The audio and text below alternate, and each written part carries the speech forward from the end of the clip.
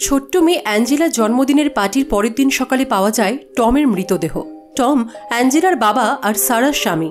সারা, Tom আর তাদের ছোট্ট মেয়ে অ্যাঞ্জেলার হাসি খুশি মিষ্টি পরিবারে হঠাৎই নেমে আসে যেন কোনো কালো ছায়া।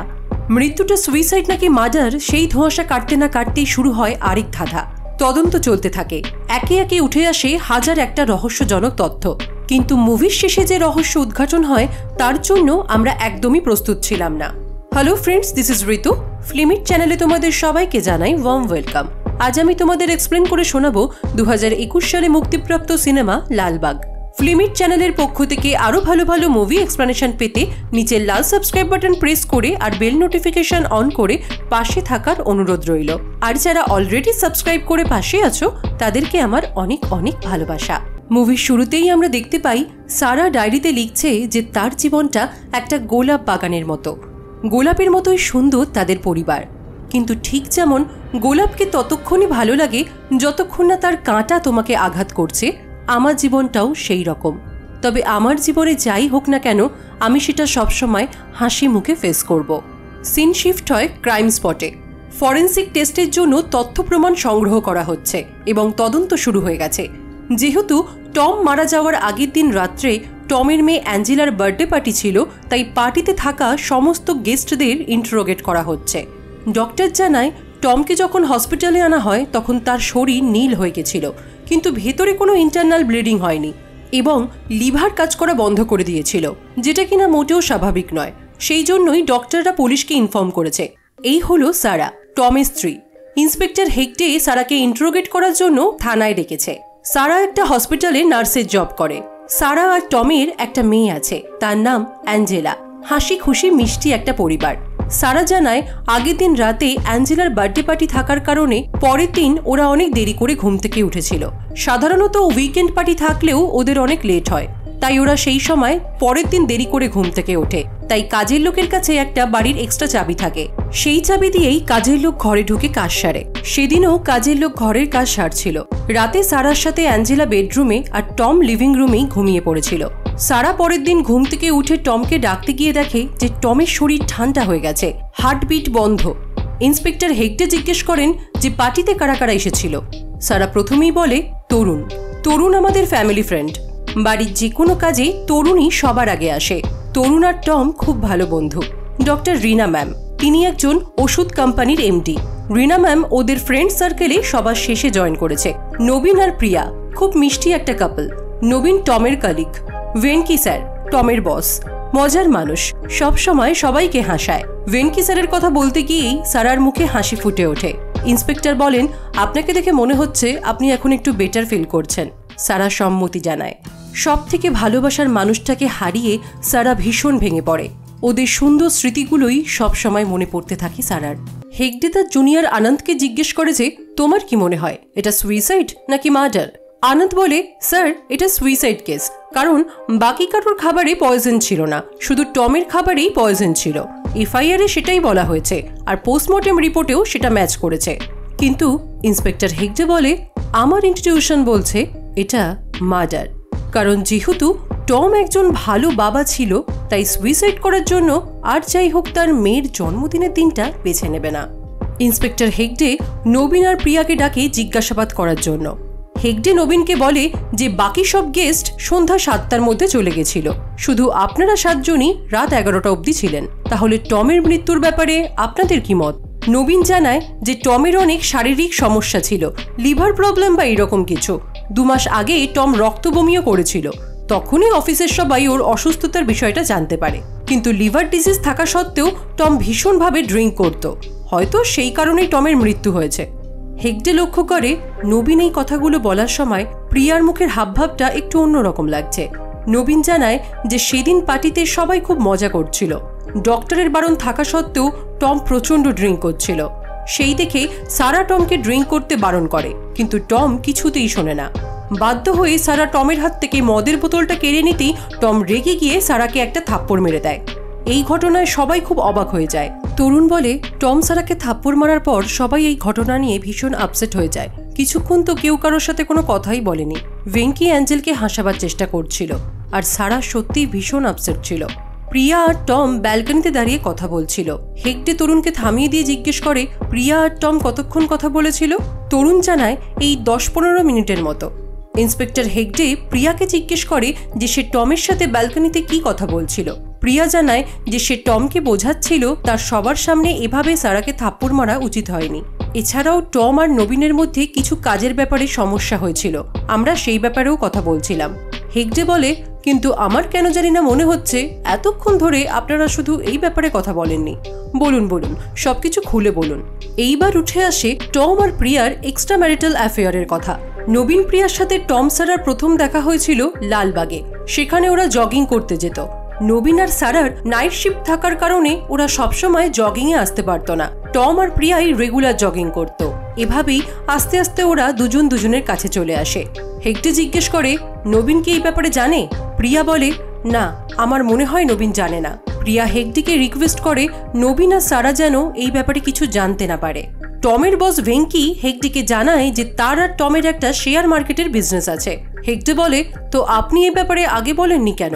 ভেঙ্কি বলে, আপনি জিজ্ঞেস করেননি তাই। হেগডে বলে, তার মানে টম মারা গেছে বলে সব প্রফিট আপনার, তাই তো? ভেঙ্কি বলে, আপনি কি আমাকে সন্দেহ করছেন? টম একটা অনেক বড় প্রজেক্ট নিয়েছিল, সেটা নিয়ে ও ভীষণ স্ট্রেসের মধ্যে ছিল। আমার মনে হয় ও কাজের প্রেশার নিতে না পারার কারণেই সুইসাইড করেছে। হেগডে বলে, তদন্ত আমি করছি, আপনি না। কি কারণে মারা গেছে সেটা বের করা আমার কাজ, আপনার না। বেশি চালাক হওয়ার চেষ্টা করবেন না। হেগডে তরুণকে বলে যে সবার জন্য খাবার তো আপনি অর্ডার করেছিলেন, তাই না? আপনি নিশ্চয়ই জানেন যে টমের খাবারেই শুধু বিষ পাওয়া গেছে, আর টমের জন্য আলাদা খাবারও তো আপনিই অর্ডার করেছিলেন। এটা শুনে তরুণ একটু ইতস্তত করলে হেগডে বলে, ডোন্ট ওয়ারি, আমি জানি টমের অসুস্থতার কারণেই ওর জন্য আলাদা খাবার অর্ডার করা হয়েছিল। সেদিন কোনো অস্বাভাবিকতা দেখেছিলেন?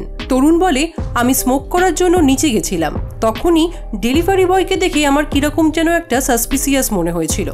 রিনা হেগডেকে জানায় যে সারার সাথে তার একটা মেডিকেল ক্যাম্পে দেখা হয়েছিল, তারপর থেকেই তাদের বন্ধুত্ব। পার্টিতে যারা এসেছিল তাদের কারোর সাথেই রিনার আগে থেকে কোনো পরিচয় ছিল না, একমাত্র টম আর সারার সাথেই তার বন্ধুত্ব ছিল। হেগডে আনন্দকে বলে, 1 সপ্তাহ হয়ে গেল কিন্তু এখনো কোনো ক্লু পেলাম না। আনন্দ বলে, স্যার, আমার মনে হয় আরেকবার সবাইকে ডেকে ইন্ট্রোগেট করা উচিত। হেগডে বলে, হ্যাঁ ঠিকই বলেছ, এবার সবার আগে টমের বাড়ির কাজের মেয়েটিকে ইন্ট্রোগেট করব। ডেলিভারি বয়ের খবর কি জিজ্ঞেস করাতে আনন্দ বলে যে ডেলিভারি বয় টাউনের বাইরে আছে, তার ফোনও সুইচ অফ। আমি চেষ্টা করছি ওকে কানেক্ট করার। ডক্টর ইন্সপেক্টর হেগডেকে জানায় যে রিপোর্ট পাওয়ার পরেই জানা যাবে যে টমের খাবারে কি বিষ মেশানো হয়েছে। হেগডে ডক্টরকে জিজ্ঞেস করে যে উনি টমের মৃত্যুর সময়টা বলতে পারবেন কিনা। ডক্টর জানায় ভোর 3টে থেকে 3:15-র মধ্যে। হেগডে বলে যে ডক্টরের কি কোনো আইডিয়া আছে যে কি ধরনের বিষ হতে পারে এটা? ডক্টর বলে, আমার যতদূর মনে হচ্ছে এটা নর্মাল পয়জন না, তাহলে আমরা সেটা পাকস্থলিতে পেয়ে যেতাম, কিন্তু পয়জনটা শরীরে যাওয়ার পরেই টমের লিভার কাজ করা বন্ধ করে দেয়, তাই রিপোর্ট না আসা অবধি এক্স্যাক্টলি কিছু বলা যাবে না। আনন্দ এসে জানায় যে ডেলিভারি বয়ের সাথে কন্ট্যাক্ট করা গেছে, আনন্দকে এনকোয়ারির জন্য থানায় ডেকেছে। পুলিশরা আবার টমের বাড়িতে যায় তদন্তের জন্য। হেগডে সেখানে ডাস্টবিনের মধ্যে ওষুধের একটা খালি স্ট্রিপ খুঁজে পায়। হেগডে সবার চোখের আড়ালে ওই ওষুধের স্ট্রিপটা নিজের পকেটে ঢুকিয়ে নেয়। সারা বলে, টম ভীষণ খুঁতখুঁতে ছিল, ওর জিনিসপত্র যেমন সাবান, তোয়ালি অবধি ও অন্য কাউকে ধরতে দিত না। এইসব নিয়ে আমি টমের ওপর খুব মজা করতাম, এটা বলেই সারা হেসে ফেলে। সারার ফোনটা দেখে হেগডে জিজ্ঞেস করে যে আপনি স্মার্টফোন ইউজ করেন না? সারা জানায় যে তার সোশ্যাল মিডিয়াতে একেবারেই ইন্টারেস্ট নেই, বাড়ির লোকেদের ফোন করার জন্য এটাই যথেষ্ট। সারা ওদের জন্য কোল্ড ড্রিঙ্ক আনতে ভেতরে গেলে ওরা চারিপাশটা ঘুরে দেখছিল। সেই সময় হেগডে ডাইনিং টেবিলের ওপর সারার ডায়েরিটা পায়। উনি সারার ডায়েরিটা নিজেদের সঙ্গে নিয়ে নেয়। হেগডে ওদের কাজের মেয়েকে জিজ্ঞেস করে যে টমের মৃত্যুর সময় সে কি দেখেছিল। কাজের মেয়েটি জানায় যে তার কাছে বাড়ির এক্সট্রা একটা চাবি থাকে, কারণ ছুটির দিনে ওরা দেরি করে ঘুম থেকে ওঠে, তাই সেই স্পেয়ার চাবি দিয়েই ও বাড়িতে ঢুকে সব কাজ সারতে থাকে। সেদিনও সে অন্য দিনের মতোই বাড়ি ঢুকে কাজ সারছিল। বাড়িটা পুরো এলোমেলো হয়েছিল, কারণ আগের দিন রাতে পার্টি ছিল। ও টমের সামনে থেকেই কাঁচের বোতল গ্লাস সব নিয়ে যায়। তখনও ভেবেছিল যে টম ঘুমিয়ে আছে। তারপর ম্যাডামের চিৎকার শুনে ও বুঝতে পারল যে টম স্যার মারা গেছে। হেগডে জিজ্ঞেস করে যে তোমার স্যার আর ম্যাডামের মধ্যে সম্পর্ক কেমন ছিল। শান্তি জানায় ওদের মধ্যে সম্পর্ক খুব ভালোই ছিল, আমি কখনো ওদের ঝগড়া হতে দেখিনি, কিন্তু টম স্যার একটু রকচটা ছিলেন, অল্পতেই অন্যদের ওপর রেগে যেতেন। ইন্সপেক্টর হেগডে সারার ডায়েরি পড়া শুরু করেন। সারা লিখেছে, আজ 1 জানুয়ারি, নতুন বছরের নতুন দিন, নতুন সময়, নতুন আশা।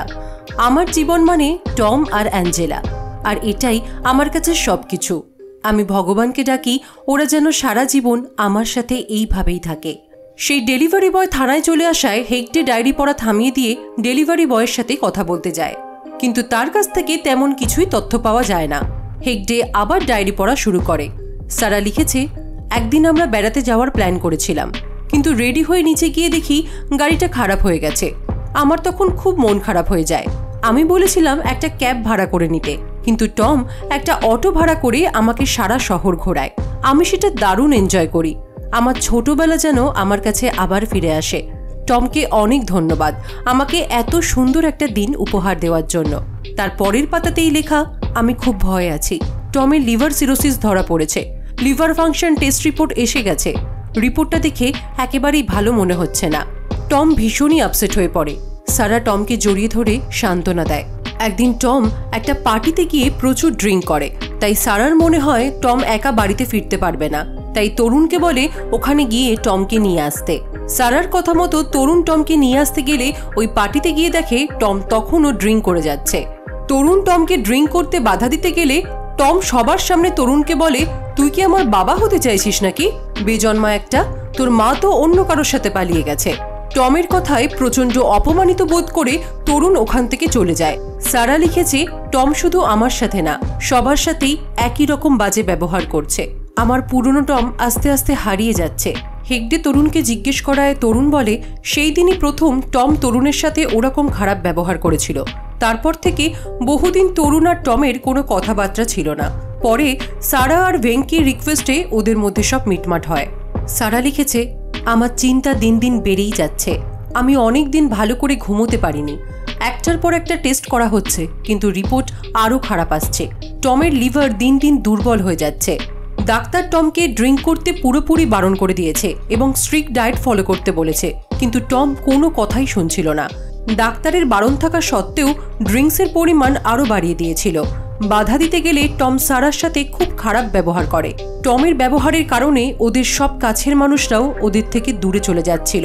সারা ভয় পাচ্ছিল যে টমের যদি কিছু হয়ে যায় তাহলে সারা আর অ্যাঞ্জেলা এই পৃথিবীতে একদম একা হয়ে যাবে। হেগডে তার পুরনো এক বান্ধবী লক্ষ্মীর কাছে গিয়ে টমের বাড়ি থেকে পাওয়া ওষুধের খালি স্ট্রিপটা দেখিয়ে জিজ্ঞেস করে যে এটা কিসের ওষুধ। লক্ষ্মী বলে, এটা মুড সুইং বা মুড ডিসঅর্ডারের ওষুধ। এটা খুবই হাই পাওয়ারের, তার মানে যে এটা ইউজ করছে সে ভীষণভাবে মুড ডিসঅর্ডারের পেশেন্ট।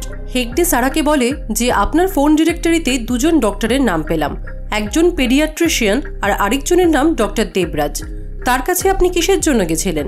সারা বলে, আমি আসলে ক্লিনিক্যালি ডিপ্রেশনের পেশেন্ট। ছোটবেলায় বাবা মাকে হারিয়েছি, তখন থেকেই আমি খুব ইনসিকিউরিটিতে ভুগতাম। 1 বছর যাবৎ এটা আরও বেড়ে গেছে। টমের মৃত্যুর পর তো আরোই বেড়ে যায়। হেগডে বলে, আপনার কি মনে হয় টমের অন্য কোনো রিলেশন ছিল?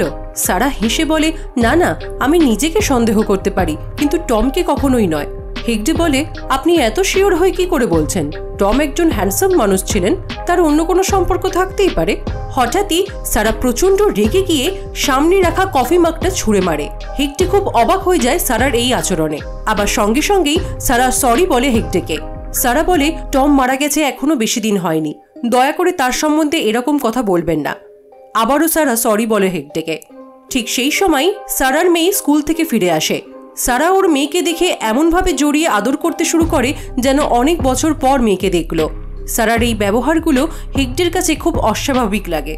হেগডে লক্ষ্মীকে ফোন করে জানায় সারার এই অদ্ভুত আচরণের কথা, যে সারা হেগডের ওপর প্রচণ্ড রেগে গিয়ে টেবিল থেকে কফি মগ ছুঁড়ে মারে, আবার পরক্ষণেই ওর মেয়ে আসাতে এমনভাবে পাগলের মতো তাকে আদর করতে থাকে যেটা খুবই অস্বাভাবিক। হেগডে আরও জানায় যে ও 2 বার লক্ষ্য করেছে সারাকে হঠাৎ করেই হাসতে, আবার হঠাৎ করেই কাঁদতে। লক্ষ্মী বলে, মনে হয় সারা পার্সোনালিটি ডিসঅর্ডার অথবা বাইপোলার ডিসঅর্ডারের পেশেন্ট। এই ধরনের পেশেন্ট খুব অল্প কারণেই রেগে যায়, আবার খুব সামান্য কারণেই কেঁদে ফেলে। এদের কখন কিরকম মুড থাকবে সেটা একেবারেই বোঝা যায় না। ইন্সপেক্টর হেগডে সারার ডক্টরের সাথে দেখা করেন। উনি জানান যে সারা তার কাছে সাহায্য চাইতে এসেছিল। প্রথমে উনি ভেবেছিলেন এটা সামান্য একটা ডিপ্রেশনারি প্রবলেম, কিন্তু পরে সারার আচরণ দেখে উনি কনফার্ম হন যে এটা বাইপোলার ডিসঅর্ডার। এবার আমাদের বার্থডে পার্টির আসল ঘটনাটা দেখানো হয়। সন্ধ্যা 7টার সময় সমস্ত গেস্ট চলে যাওয়ার পর সারা আর টমের ফ্রেন্ড সার্কেলের সবাই আড্ডা দিচ্ছিল। তরুণ সবাইকে ড্রিঙ্ক সার্ভ করছিল। তখন টম বলে যে সেও ড্রিঙ্ক নেবে, কিন্তু ডাক্তারের বারণ আছে বলে তরুণ টমকে ড্রিঙ্ক দিতে চায় না। টম তাও কারোর কথা না শুনে ড্রিঙ্ক করতে শুরু করে। সেই দেখে সারা টমকে বাধা দেওয়ার জন্য বোতলটা কেড়ে নেয়। টম বারবার বোতলটা ফেরত চায়, কিন্তু সারা কিছুতেই টমকে বোতলটা দেয় না। তারপরেই টম রেগে গিয়ে সারাকে একটা থাপ্পড় মারে। হাসি খুশি মজার পরিবেশটা মুহূর্তেই থমথমে হয়ে যায়। অ্যাঞ্জেলা খুব ভয় পেয়ে যায়। প্রিয়া টমকে বলে, তোমার সারার সাথে এরকম করা উচিত হয়নি। আফটার অল ও তোমার ওয়াইফ, আর সারা খুব ইনোসেন্ট। টম বলে, আমরা দুজনেই জানি যে সারা ইনোসেন্ট, কিন্তু তাতে কি, আমি তো শুধু তোমাকে চাই। এরপর সবাই অর্ডার দেওয়া খাবার দিয়ে ডিনার করে। টম একা একাই সোফায় বসে ড্রিঙ্ক করছিল। রাত 11টা নাগাদ সবাই চলে গেলে অ্যাঞ্জেলাকে নিয়ে সারা ঘরে চলে যায়, আর টম সোফাতেই ঘুমিয়ে পড়ে। হেগডে আনন্দকে বলে, নবীন, ভেনকি, তরুণ এবং রিনা এদের মধ্যেই কেউ একজন খুনি। প্রিয়ার সাথে টমের গোপন সম্পর্কের ব্যাপারটা যদি কোনোভাবে নবীন জেনে যায়, তাহলে নবীনের টমকে মারার মোটিভ আছে। টম সবার সামনেই তরুণকে অপমান করেছিল, তাই সেই রাগ থেকে তরুণও টমকে মারতে পারে। টমকে মারার উদ্দেশ্য ভেনকিরও থাকতে পারে, কারণ টম যদি মারা যায় তাহলে শেয়ার মার্কেটের ব্যবসায় সবকিছু লাভ ভেনকিরই। রিনার ক্যারেক্টারটা একটু কনফিউজিং, ওকে ঠিক প্রেডিক্ট করা যাচ্ছে না। আনন্দ বলে, স্যার আপনি প্রিয়াকে বাদ দিচ্ছেন কেন? হেগডে হেসে বলে, তুমি তো বিবাহিত, তাহলে নিশ্চয়ই মেয়েদের ব্যাপারটা আমার থেকে তুমি আরো ভালো বুঝবে। হেগডে তার সিনিয়রকে জানায় যে টমের ফ্রেন্ড সার্কেলে 3 জনকে সন্দেহ হচ্ছে, কিন্তু আমি এখনো ভীষণ কনফিউজড। ইনিশিয়ালি মনে হয়েছিল যে এটা ন্যাচারাল ডেথ, কিন্তু পরে রিপোর্টে পাওয়া যায় যে টমের খাবারে বিষ ছিল। রিপোর্ট পাওয়ার পর ইনিশিয়ালি আমি ভেবেছিলাম এটা মার্ডার, কিন্তু তারপর তদন্ত করতে গিয়ে বুঝেছি টমের বিলাসবহুল জীবন ছিল, একজন ভালো স্ত্রী, বাচ্চা, ফ্রেন্ড, পার্টিজ, গোছানো জীবন। কিন্তু তারপরই হঠাৎ টম জানতে পারে তার লিভার প্রবলেমের কথা। তার ড্রিঙ্ক করা এবং খাবারেও অনেক রেস্ট্রিকশন এসে যায়। স্পেশালি টমের স্ত্রী টমকে ড্রিঙ্ক করতে বেশি বাধা দিত, কিন্তু তা সত্ত্বেও টম ড্রিঙ্ক করা আরও বাড়িয়ে দেয়। এই নিয়েই ওদের মধ্যে খুব ঝামেলা শুরু হয়। শারীরিক কারণে টম ভীষণই ফ্রাস্ট্রেটেড হয়ে যায়। সেই কারণে এটা সুইসাইডও হতে পারে, তাই ল্যাব রিপোর্টগুলো পাওয়ার আগে এখনই নিশ্চিতভাবে কিছু বলা যাচ্ছে না। ল্যাব রিপোর্ট এসে গেলে ডক্টর হেগডেকে জানায় যে টমের খাবারে যে বিষটা ছিল সেটা এতটাও ইজি কম্বিনেশন নয়। 2টো এলিমেন্ট মিলিয়ে বিষটা তৈরি করা হয়েছে। এলিমেন্ট এতে হাই সোডিয়াম কন্টেন্ট ছিল, যার কারণে সেটা শরীরে যাওয়ার সাথে সাথেই ইমিডিয়েট হেভিলি লিভার ড্যামেজ করে দেয়, এবং এটার ফলে এলিমেন্ট বি মারাত্মকভাবে বিষে ট্রান্সফর্ম হয়। যে এই বিষটা বানিয়েছে সে টমের লিভার ডিজিজের কথা জানতো, আর এই বিষটা স্পেশালি টমকে মারার জন্যই বানানো হয়েছে। হেগডের মুখে হাসি ফুটে ওঠে। রিনা, তরুণ, নবীন, প্রিয়া, ভেনকি সবারই মোটিভ আছে টমকে মেরে ফেলার। আপনার কি মনে হয় কে খুন করলো টমকে? হেগডে সারাকে জানায় যে তুমি নিশ্চয়ই জানতে চাও টমের খুনিকে। সারা অধীর আগ্রহে অপেক্ষা করে তার স্বামীর খুনিকে জানার জন্য। হেগডে জানায় টমের খুনি আর কেউ নয়, সে হলো তরুণ। সারা চমকে ওঠে হেগডের কথা শুনে, কিছুতেই বিশ্বাস করতে চায় না যে তরুণ এই কাজটা করতে পারে। হেগডে জানায় যে তরুণ স্বীকার করেছে সারা তার কাছে ভীষণই গুরুত্বপূর্ণ। সারা সবসময় খুব আপসেট হয়ে থাকতো টমের অত্যাচারের কারণে। তরুণ বলে, আমার মাও আমার বাবার দ্বারা ঠিক একইভাবে অত্যাচারিত হতো, তাই আমার মা আমার বাবাকে ছেড়ে চলে যায়। কিন্তু আমার বাবা আমাকে আমার মায়ের সাথে যেতে দেয়নি। আমি টমের মধ্যে আমার বাবার খারাপ চরিত্রটা দেখতে পেতাম। আমি মন থেকে সারার কাছে থাকতে চাইতাম, ওর মন জিততে চাইতাম। টম ওকে সঠিক মূল্য দিতে পারেনি। ড্রিঙ্ক করে ওর সাথে সবসময় খারাপ ব্যবহার করত। এটা আমাকে ভীষণ ইরিটেট করত, ভীষণ খারাপ লাগতো আমার। একদিন তরুণ সারার ঘাড়ে আঘাতের চিহ্ন দেখতে পায়। সেটা দেখে তরুণ সারাকে জিজ্ঞেস করে যে কি হয়েছে, কিন্তু সারা চুল দিয়ে ঘাড়টা ঢেকে ব্যাপারটা এড়িয়ে যেতে চায়। ধীরে ধীরে সারার সাথে তরুণের সম্পর্কটা ঘনিষ্ঠ হচ্ছিল। তরুণ জানায় সারার সাথে তার সম্পর্কটা যতটা ঘনিষ্ঠ হচ্ছিল, টম ততটাই তার শত্রুতে পরিণত হচ্ছিল। একটা সময়ের পর সারা তরুণের সারাক্ষণের ধ্যান জ্ঞানে পরিণত হয়। ঠিক তখনই সারা তরুণকে জানায় যে সে আর পারছে না। টম তার সাথে এত খারাপ ব্যবহার কেন করছে? এই রকম অর্থহীন জীবনে বাঁচার থেকে মরে যাওয়াই ভালো। সারা তরুণের কাছে সাহায্য চায়, একটা বিষ বানিয়ে দিতে বলে সুইসাইড করার জন্য। সারা সব সময় শুধু মরে যাওয়ার কথাই বলতো। তরুণ সারাকে এর জন্য বকা দিলে সারা তরুণের ওপর প্রচন্ড রেগে গিয়ে কথা বলা বন্ধ করে দেয়। সারা তরুণকে অ্যাভয়েড করতে শুরু করে। তরুণের মনে হয় এই সব কিছুর পেছনে টমের জন্যই এই সব হচ্ছে। তখনই তরুণ মনে মনে ঠিক করে যে সে টমকে খুন করবে, কিন্তু কোথায় এবং কিভাবে সেটা সে কোনোদিনই প্ল্যান করতে পারেনি। তবে তরুণ তার ফার্মাটিউক্যাল জ্ঞানকে কাজে লাগিয়ে বিষটা তৈরি করে তার গাড়ির মধ্যেই রেখে দিয়েছিল। বার্থডে পার্টির দিন যখন টম সারাকে সবার সামনে থাপ্পড় মারে, তখন আর তরুণ নিজেকে ঠিক রাখতে পারে না। তরুণ বলে, আমি নিচে সিগারেট খেতে যাওয়ার সময় দেখি ডেলিভারি বয় খাবার নিয়ে আসছে। তারপরেই আমি আমার গাড়ি থেকে বিষটা নিয়ে টমের খাবারে মিশিয়ে দিই। আমি টমকে মেরেছি। সারা কিছুতেই বিশ্বাস করতে পারে না যে তরুণই টমকে মেরেছে। হেগডে তরুণকে বলে, তোর লজ্জা করে না? তুই না বিবাহিত, তারপরেও তোর অন্য একটা মেয়েকে চাই? ছি। সারা হেগডেকে বলে, তরুণের কোনো দোষ নেই, আমারই সব দোষ, এসবের জন্য আমিই দায়ী। টম যখনই খুব আপসেট থাকতো, রেগে থাকতো, আমি তখন ওকে আরও সবকিছুতে বাধা দিয়ে বিরক্ত করতাম। আমি কখনোই ওকে সুখী করতে পারিনি, সব আমার দোষ। হেগডে সারাকে সান্ত্বনা দিয়ে বলে, এটা আপনার দোষ নয়। আমি বুঝতে পারছি তরুণ আপনাদের ফ্যামিলি মেম্বারের মতো, কিন্তু তরুণ একটা ক্রাইম করেছে এবং তার জন্য তাকে শাস্তি পেতেই হবে। হেগডে সারাকে তার ডায়েরিটা ফেরত দিয়ে দেয়। সারা পুলিশ স্টেশন থেকে বেরিয়ে একটা অটোতে ওঠে। অটোতে ওঠার পরই সারা পুলিশ স্টেশনের দিকে তাকিয়ে একটা মিচকে শয়তানি হাসি দেয়। তার মানে কি রহস্য এখনো শেষ নয়? এর পেছনে কি অন্য গল্প আছে? হেগডে তার সিনিয়রের কাছ থেকে এই কেসটা সাকসেস হওয়ার জন্য বাহবা পায়।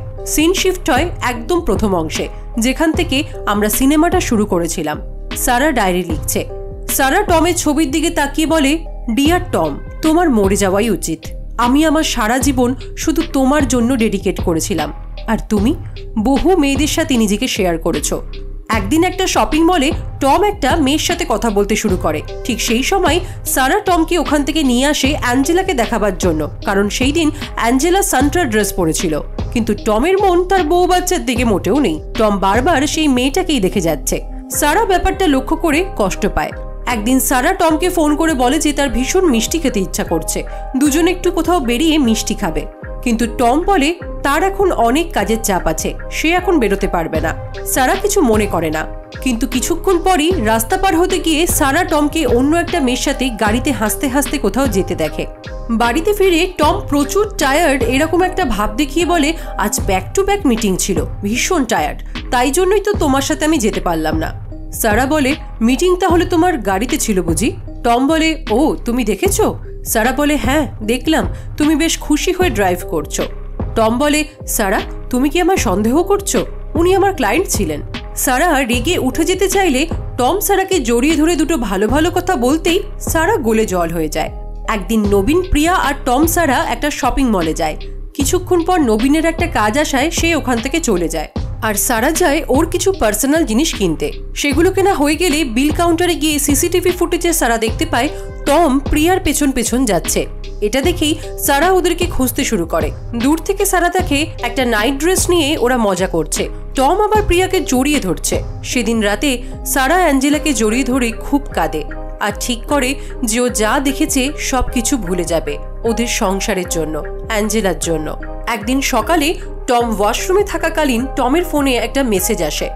সারা তখন কৌতূহলবশত টমের ফোনে যা দেখতে পায় তাতে সারার পায়ের তলা থেকে মাটি সরে যায়।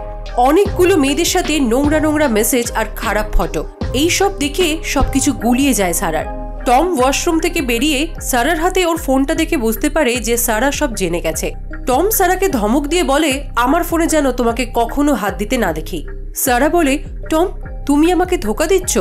আমি জানি তোমার অনেক গার্লফ্রেন্ড আছে, আমি এটাও মেনে নিতাম যে তুমি একজনের ওপরই অ্যাফেকশনেট, কিন্তু তুমি একই জিনিস সব মেয়েদের প্রতি করছো। আমি বেঁচে থাকতে তুমি এরকম কি করে করতে পারো? টম সারাকে প্রচন্ড অবাক করে দিয়ে বলে, তুমি শুধু নামেই বেঁচে আছো, তুমি আমার কাছে একটা চলাফেরা করা জীবন্ত লাশ। সারা বলে, তুমি এসব কি বলছো টম? টম বলে, আমি ঠিকই বলছি, তাই আমার ব্যাপার থেকে দূরে থাকো আর অকারণে আমাকে উত্তেজিত করার চেষ্টা করো না। টমের কথাগুলো শুনে সারা কান্নায় ভেঙে পড়ে। টম এসব কি বলছে, ও কি শুনছে? ওর এতদিনের সাজানো সংসারের ঠিক কি মানে দাঁড়ালো সারা কিচ্ছু বুঝতে পারে না। সবকিছু গুলিয়ে যায় সারার কাছে। এত বড় পৃথিবীতে সারা নিজেকে সব থেকে বেশি একা, সব থেকে বেশি অসহায় মনে হয়। সারা কখনো ভাবতেই পারেনি যে টম ওর থেকে এত দূরে চলে যাবে। কান্না আর হতাশা ছাড়া আজ আর কিছুই তার সঙ্গে নেই। কাজের জায়গাতেও দম বন্ধ করা দলা পাকিয়ে আসা কান্না জাপটে ধরে সারাকে। কি করবে সে? কার সাথে শেয়ার করবে তার এই অসহায়তার কথা? রাগে দুঃখে একটা ফ্যামিলি শোপিস থেকে ছেলে পুতুলটাকে ভেঙে ফেলে সারা। মানে সারা ঠিক করে যে টমকে ওদের জীবন থেকে সরিয়ে ফেলবে। জীবনটা হবে শুধু সারা আর অ্যাঞ্জেলার। সারা ওর কাজ হাসিল করার জন্য টমের মতোই একজন চরিত্রহীন মানুষকে পেয়ে যায়, যার একটা সংসার আছে, একজন ভালো স্ত্রী আছে যে তাকে বিশ্বাস করে, কিন্তু তবুও তার নজর সারার দিকে। সে আর কেউ নয়, তরুণ। সারা তরুণকে ইউজ করতে শুরু করে, তরুণকে বোঝাতে শুরু করে যে সারাও তরুণের প্রতি দুর্বল। সারা আর তরুণের সম্পর্কটা আস্তে আস্তে ঘনিষ্ঠ হতে শুরু করে, যদিও সারার তরফ থেকে সবটাই নাটক ছিল। সারা সবসময় তরুণের কাছে সুইসাইড করার কথা বলতো এবং প্রত্যেক মুহূর্তে কিছু না কিছু উপায় তরুণকে সেটা রিমাইন্ড করাতে থাকতো, যাতে তরুণের রাগটা টমের ওপরে আসে। অতিরিক্ত লিভার ড্যামেজের কারণে টমের বাইপোলার ডিসঅর্ডার শুরু হয়, আর তার থেকে টমের অদ্ভুত কিছু আচরণ দেখা দেয়। সারা টমের এইসব আচরণগুলো নকল করতে থাকে। অতিরিক্ত রাগ আর যন্ত্রণার কারণে টম সামনে রাখা জিনিস ভাঙচুর করত। হেগডের সামনে কফি মগ ছুঁড়ে ফেলে সারা ঠিক সেটাই করেছিল, যাতে হেগডে ভাবে সারাই আসলে বাইপোলার ডিসঅর্ডারের পেশেন্ট। ডায়েরিতে সারা তার মনের মতো একটা গল্প বানিয়ে লিখে রাখে হেগডের ইনভেস্টিগেশনকে ঘুরিয়ে দেওয়ার জন্য। সারা লিখেছিল যে টম আর সারার খুব ভালো সম্পর্ক ছিল, কিন্তু আসল গল্পটা ছিল অন্যরকম। টম সবসময় সারার সাথে খারাপ ব্যবহার করত। টমের আচরণগুলো নকল করে সারা সাইকিয়াট্রিস্টকে বিশ্বাস করিয়ে নেয় যে সারাই বাইপোলার ডিসঅর্ডারের পেশেন্ট, কারণ সারা জানতো যে ডক্টর তাকে বাইরে থেকে দেখছে।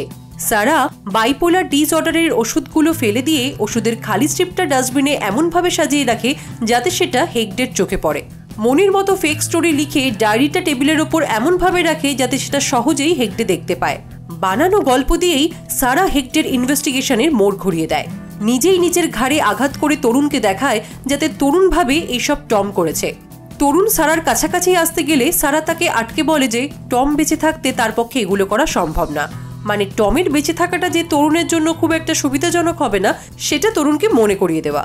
এরপর সারা তরুণকে গিয়ে বলে যে সে আর বাঁচতে চায় না, তার জন্য বিষ বানিয়ে দিতে। এসব বলে আসলে সারা তরুণের মাথায় বিষ বানানোর আইডিয়াটা ঢুকিয়ে দেয়। সারা দেখে তরুণ তখন প্রচন্ড রেগে গিয়ে খুব জোরে সারার হাতটা ধরে কাঁপছে, মানে সারার প্ল্যান সাকসেসের দিকেই এগোচ্ছে। একদিন তরুণ সারার বাড়িতে এলে আই হলে ভেতর থেকে তরুণকে দেখতে পেয়ে সারা ঘরে সবকিছু ওলট পালট করে দেয়, যাতে দেখে তরুণের মনে হয় টম সারার ওপর প্রচন্ড অত্যাচার করেছে। তরুণ ঢুকলে সারা আবার তরুণের কাছে মরে যাওয়ার কথা বলে। আসলে সারা তরুণকেই টার্গেট করে টমকে মেরে ফেলার জন্য। নানা রকম কায়দা করে টমকে মেরে ফেলার জন্য প্রভোগ করতে থাকে তরুণকে। অ্যাঞ্জেলার বার্থডে পার্টির দিন সারা ইচ্ছে করে প্রত্যেক মুহূর্তে টমকে ইরিটেট করতে থাকে, যাতে টম আগে থেকেই সারার ওপর খুব রেগে যায়। তরুণের সামনে তরুণকে দেখাবার জন্য সারা টমের হাত থেকে ড্রিঙ্কসের বোতলটা কেড়ে নিতেই টম রেগে গিয়ে সারাকে থাপ্পড় মারে, কারণ টম আগে থেকেই সারার ওপর ভীষণভাবে ইরিটেট হয়েছিল। আর সারা এটাই চেয়েছিল, কারণ সারা জানতো যে তরুণ এটাকে দেখেই নিজেকে ঠিক রাখতে পারবে না। আর ঠিক তাই হয়। সারার প্ল্যান মতো প্রভোকেশনে পা দিয়ে গাড়ি থেকে বিষটা এনে টমের খাবারে মিশিয়ে দেয় তরুণ। ব্যাস, আর কি, টমের গল্প ওখানেই শেষ হয়ে যায়। সারা বলে, ফাইনালি আমি আজ শান্তি পেলাম, কারণ আমার জীবনটা অতটাও বৈচিত্র্যময় নয়। এই ডায়েরির গল্পটা আমার তৈরি করা। আসল গল্পটা শুধু আমি জানবো, আসল গল্পটা আমার সাথেই বিলীন হয়ে যাবে। এই গল্পটা আর কেউ জানবে না। এই ডায়েরিতে লেখা বানানো গল্পটা অ্যাঞ্জেলার জন্য। অ্যাঞ্জেলার কাছে টম একজন ভালো বাবা হয়েছিল, আর আমি চাই টম সেটাই থাকুক। অ্যাঞ্জেলা কখনো তার বাবার আসল চরিত্রটা জানবে না। অ্যাঞ্জেলা কখনো এটাও জানবে না যে তার মা তার বাবাকে খুন করেছে। এখন থেকে সারার জীবন শুধুই অ্যাঞ্জেলাকে নিয়ে, ঠিক ওই সোপিস্টার মতন। লালবাগ সিনেমাটি কেমন লাগলো আমাকে কমেন্ট বক্সে জানাতে ভুলবেন না কিন্তু।